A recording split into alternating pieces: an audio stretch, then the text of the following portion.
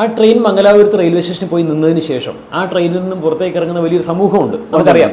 അപ്പോൾ ആ യാത്രയിൽ ഇതുപോലെയുള്ള ആ ചെറുപ്പക്കാരായിട്ടുള്ള കോളേജ് കുട്ടികളെല്ലാവരോടും കൂടി പഠിക്കുന്ന കുട്ടികളെല്ലാവരോടും കൂടുതലൊരു സമൂഹം അന്ന് മംഗലാപുരത്ത് ഇറങ്ങിയിരുന്നു. ഒരുപാട് വലിയ കുട്ടികളുടെ സമൂഹം എല്ലാ ദിവസവും ഉണ്ട്.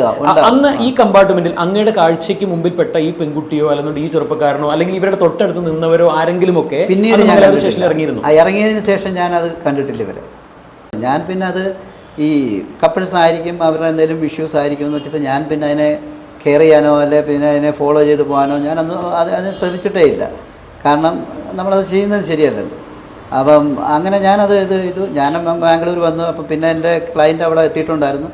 ഞാൻ പെട്ടെന്ന് തന്നെ മംഗലാപുരം ജസ്നയുടെ ആ ഒരു മുഖ സാദൃശ്യമുള്ള കുട്ടിയെ കണ്ടു എന്ന് പറയുമ്പോൾ അത് ഈ കോവിഡിന് മുൻപായിരുന്നു, കോവിഡിന് ശേഷം എന്ന് വെച്ചാൽ ഈ കുട്ടിയെ നഷ്ടപ്പെട്ട ഈ അടുത്ത ദിവസങ്ങളിലാണോ എന്നുള്ളതാണ്. അല്ല സാറേ, ഇത് കോവിഡിന് മുമ്പാണ് ഈ സംഭവം ഞാൻ കണ്ടിരിക്കുന്നത്.